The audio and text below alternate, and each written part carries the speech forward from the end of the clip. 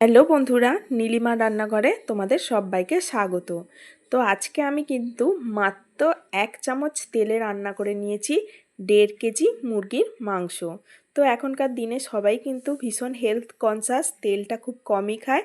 তাই এই প্রসেসে সবাইকে রিকোয়েস্ট করব একবার বানিয়ে খাওয়ার। তো প্রথমে দেখো, কড়ার মধ্যে আমি 1 চামচ তেল দিয়ে দিলাম।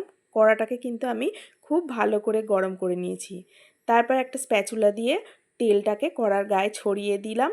এরপর আমি ফোড়ন দিয়েছি 4টে এলাচ, 2টো লবঙ্গ, একটা দারচিনি, 4টে শুকনো লঙ্কা আর কিছুটা পরিমাণ গোটা জিরে। এবার এটাকে আমি 2 থেকে 3 সেকেন্ডের মতো একটু নাড়াচাড়া করে নিয়েছি।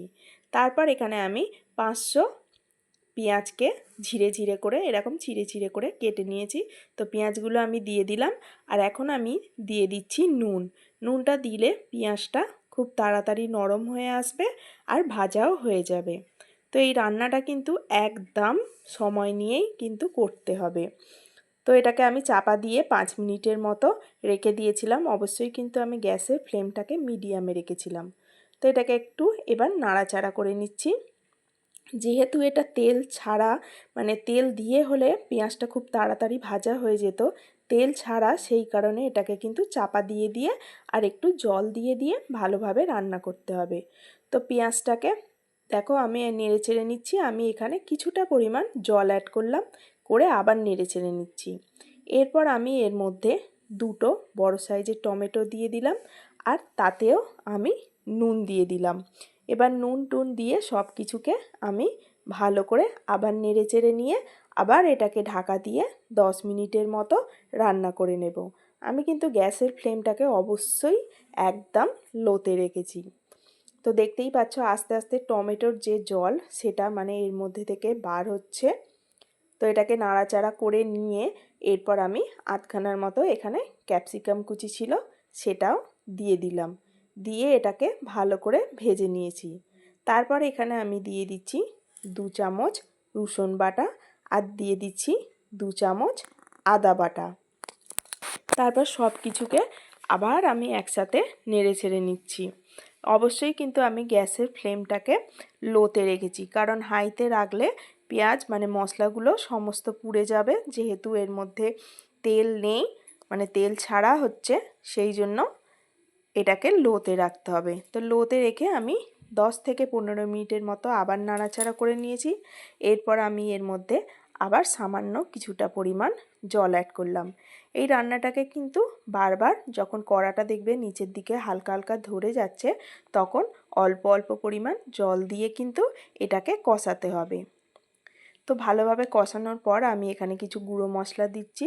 আমি এখানে 1 চামচ হলুদ গুঁড়ো, 1 চামচ ধনে গুঁড়ো, 1 চামচ জিরে গুঁড়ো আর 2.5 চামচের মতো কাশ্মীরি লাল লঙ্কার গুঁড়ো দিয়ে দিয়েছি। তোমরা চাইলে এখানে ঝাল লঙ্কার গুঁড়োটাও অ্যাড করতে পারো। আমি এখানে কিন্তু কাশ্মীরি লঙ্কাটা কালারের জন্য দিয়েছি। তো তারপর সব কিছুকে আবার নেড়ে চেড়ে আমি এর মধ্যে জল দিয়ে দিলাম। দিয়ে এটাকে আবার আমি কষিয়ে নেব। তো মশলা যত কিন্তু ভালোভাবে কষানো হবে, মাংসের স্বাদটাও কিন্তু তাড়াতাড়ি মানে সুন্দর আসবে। তো মশলাটা কষানো হয়ে যাবার পর আমি এখানে মাংসগুলো দিয়ে দিলাম। এরপর সব কিছুকে, সব মশলাকে আমি মাংসের সাথে ভালোভাবে নেড়ে চেড়ে নিচ্ছি। তো এটাকে কিন্তু আমি এখন আর জল দেব না, এটাকে শুকনো অবস্থাতেই নাড়ব, কারণ মাংসেরও একটা জল আছে এর মধ্যে থেকে, সেই জলটাও আস্তে আস্তে বেরিয়ে আসবে। তো দেখতেই পাচ্ছ জলটা বেরোচ্ছে আস্তে আস্তে।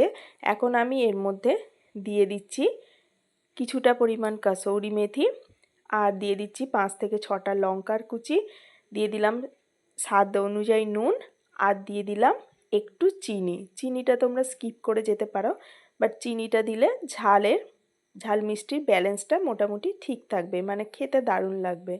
তো সব কিছুকে ভালো করে নেড়ে চেড়ে আবার আমি ভালো করে এটাকে শুকনো অবস্থাতেই কষিয়ে নিচ্ছি। এরপর এটাকে আমি ঢাকা দিয়ে 10 থেকে 15 মিনিটে মিডিয়াম ফ্লেমের মতো রান্না করে নিয়েছি। তো দেখো কতটা জল বার হচ্ছে। আমি কিন্তু এর মধ্যে কোনো জল ইউজ করিনি, এই জলের মধ্যেই কিন্তু মাংসটা সিদ্ধ হয়ে যাবে। তো এটাকে আমি ভালো করে নাড়িয়ে চাড়িয়ে নিয়েছি। মাংসটা হয়ে এসছে। সবশেষে আমি এর মধ্যে দিয়ে দিচ্ছি কুচনো ধনেপাতা আর দিয়ে দিলাম গুঁড়ো গরম মশলা। এরপর এটাকে আমি গ্যাসের ফ্লেমটাকে অফ করে কিছুক্ষণ রেখে দেব। তো কিছুক্ষণ পরে দেখো একদম রেডি হয়ে গেছে, কিন্তু মাত্র 1 চামচ তেলে 1.5 কেজির মতো মুরগির মাংস।